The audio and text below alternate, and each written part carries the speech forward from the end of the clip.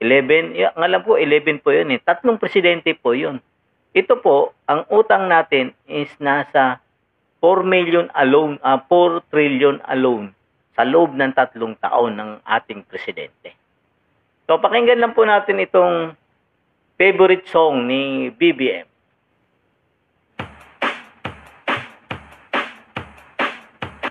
Dancing with the beat with DJ Glenn on the mix.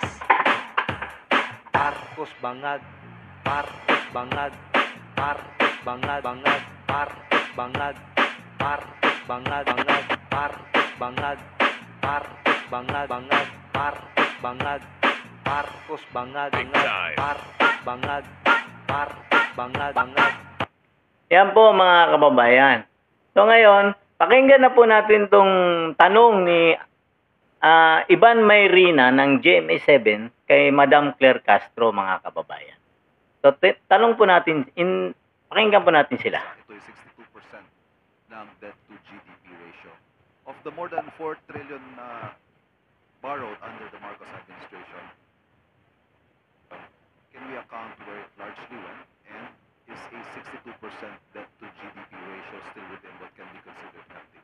Ito po ay ginamit sa mga growth-enhancing investments tulad ng infrastructure, education, agriculture, health.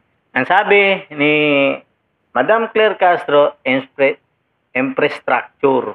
Mayroon ba? Diba? Tuloy lang po natin siya. Health. Ano pa? At social services. Social services. Ano ang matinulong ng Pangulo at ng pamahalaan sa mga farmers natin? Farmers. Isda po natin. Mangingisda. Itong pagpapataas din po ng mga ayuda at tulong sa ating Ayuda. Diba? Ah. At ito po ayon sa ating DOF, Department of Finance, ay sustainable. Nasa sustainable level po tayo. Po, 70% po ang international threshold.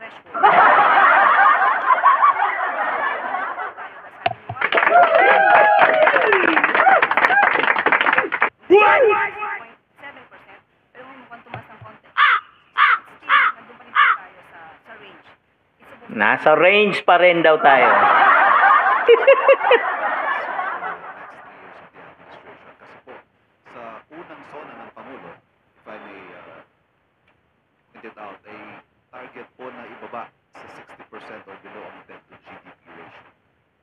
Sa ganyang katanungan, patuloy po muli natin ang DOF at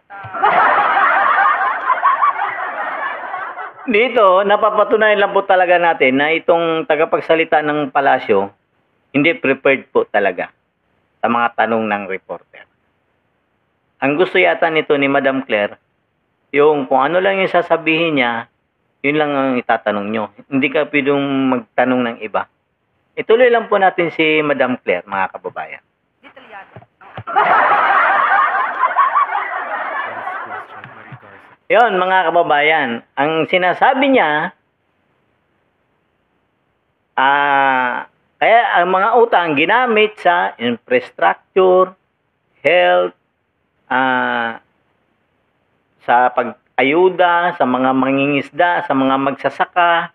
Alam po ba ninyo, ang pinakamahirap ngayon yung magsasaka, kaya nga po iniiwan na yung mga lupa nila, binibenta na nila doon sa mga naggumagawa ng mga bahay.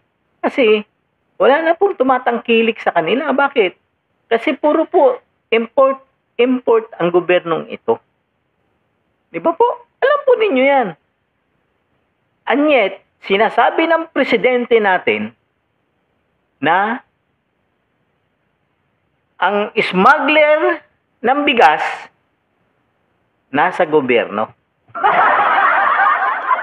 Sabi niya mismo yan sa podcast nila Anthony Taberna at siya. Di ba? O paano ngayon yung magsasaka? Dapat talaga sa atin, agricultural country tayo, dapat marami tayong bigas. Yun dapat ang tutukan niya. Ang tinututukan po nila, yung ayuda. Dahil nakaraang eleksyon. Di ba mga kababayan? Yun ang tinutukan nila mga kababayan. Ayuda para sa mga ating magsasaka.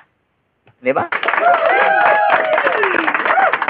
May nababalitaan ba kayo infrastructure na ginawa niya? May kalsada ba? Anong ginawa niya?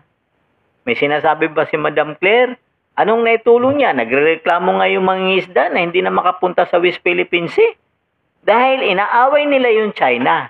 Pero sa panahon ni Pangulong Duterte, ayon sa mga magsasaka, nakakapangisda sila doon sa West Philippine Sea.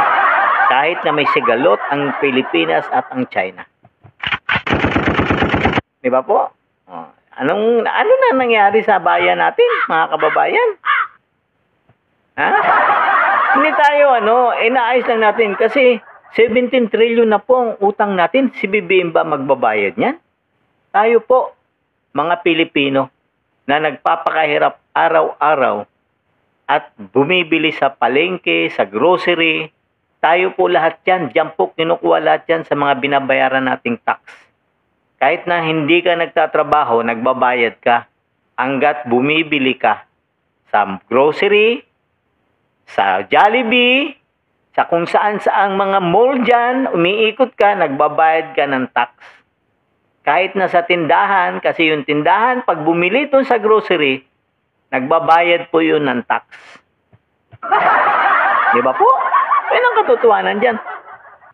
Nasa 3 taon pa lang tayo ng termino ng ating presidente, mga kababayan. Di ba? Paano na tayo pagdating ng 2028? Baka hindi lang nakikita ko dito, yung inutang na mahigit kulang-kulang 4 trillion na gastos ito sa ayuda noong nakaraang eleksyon. Di ba po? Oh. Sige nga. Paano natin si BBM ba magbabayad yan? Baka ayon nga kay certification lang ang kanilang liquidation. Lalong-lalo na yung nasa mga kongreso. Di ba? Certification ang kanilang liquidation. Si BP Sara, na inaakusahan nilang corrupt, ayun, kiniklear ng COA 3 consecutive years, 3 taong magkakasunod, 2022, 2023, 2024. Yan ang masakit, mga kababayan, di ba? And yet, 3 taon pa lang nanunungkulan ang presidente natin, 4 trillion ang utang ng Pilipinas. Di ba po? Pakinggan naman po natin itong hinaing ni Chubby Chingson kay BBM, mga kababayan. Ganito katalino itong presidente natin. Ito na siguro last na pag-support namin sa mga Marcoses dahil Oo. hindi lang may kinala. Hindi namin tinatakang plano ko, kasama ko siya, ako nagkukontak sa mga mayors, ako nag-aaral sa lahat, support. Pag may banat kay Bongbong, ako nagsasagot. Pero after election, may Alzheimer na si Bongbong, hindi na ako kilala. Sa isang panayam Isipin mo, nagkaroon ng Alzheimer disease yung presidente natin ayon mismo kay Chubby Chingson. Kasi tinulungan niya po ito. Ito po ang nagkumbinsi kay VP Sara na tumakbong presidente. Kaya lang nag-usap sila, sabi ni VP Sara, ayaw niya. Ay di, si Bongbong na lang ang tumakbong presidente, sinuportahan niya. Tuloy po natin, mga kababayan. sa Bilyonaryo News Channel, ibinahagi ni former Ilocos Sur Governor Chavit Singson ang kanyang pagkarismaya matapos Di ba po? tulungan si Marcos Jr. Isa ko yan, ang totoo niyan, Sara, sigurado na mananalo for president. Nobody could beat her.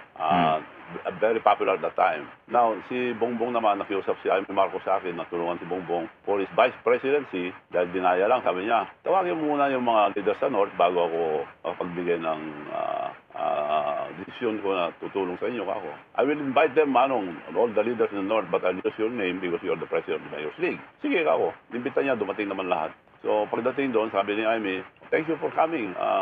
So we could start. Ito mga kababayan, isa talaga sa nagkumbinsi sa kay Chubby Singson na tulungan sila, si Amy Marcos din. Di ba po?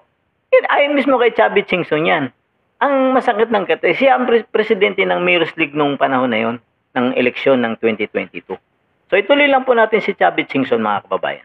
Start the early campaign of Bongbong for Vice President. Dinaya lang sabi niya. But Manong Chavez sa plan, Manong, can you tell us a plan? Kako, magpapile tayo for President, ay for Vice. Marami kang makakalaban dyan. Kung ang gusto kong mangyari, mag-file tayo ng for President, wala pa nang papile. Pero pag nag-file si Sara, you have to slide down. Then I have the leverage to talk to Sara, ikaw ang Vice, protected ka na. Palakpakan sila, si BBM, salamat Manong. Bawal pa noon ang lumabas.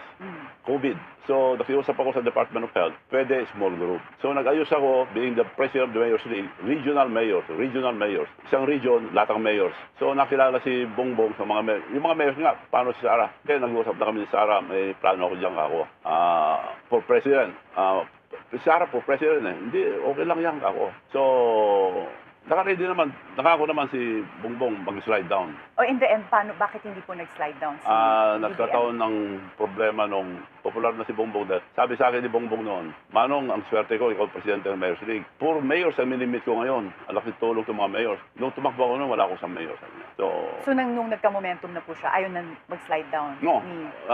Wala nang pagkakataon na gano'n dahil nung kinausap ko si Sara na pag nag-file ka, willing si Bongbong, yun ang usapan namin dahil kami mga mayors, committed na kami sa iyo. As we have committed. So he's willing to slide down. Hindi naman, hindi na ako tatakbo ngayon. Next time na lang, sabi niya. Bakit naman? Hindi. Marami rin hindi ko nang makwento yung mga nangyari. So, ayaw na niya. So in the end? So ako kay Bongbong, bingo ako. Wala ka ng kalaban. Yung pinakamalakas for president, ayaw na tumakbo. Good for you. Tuwan-tuwa siya. Tuloy-tuloy na kami lahat. Tuloy-tuloy. Ako lahat ang ginamit lahat ang plano ko. Kasama ko siya. Ako nagkukontak sa mga mayors. Ako nag-arrange lahat. Support. Pag may banat kay Bongbong, ako nagsasagot. Pero after election, may Alzheimer na si Bongbong. Hindi na ako kilala. So ngayon, Yan, mga kababayan. Ayon mismo kay Chavit Singson yan. Diba? Tama talaga yung sabi ni BP Sara, scammer ito si BBM. Bakit? Ang SMNI, halos lahat ng facilities ginamit niya pag nagdidebate doon, may advanced questioning siya na binibigay ng SMNI sa kanya. Anyet, ano nangyari kay Kibuloy? Pinasara ang SMNI, kinasuhan si Kibuloy, at nakakulong ngayon. Tinulungan niya ito. Ito rin si Chavit Singson. Baka Manong Chavit. Pagdating ng panahon, didemanda ka niyan.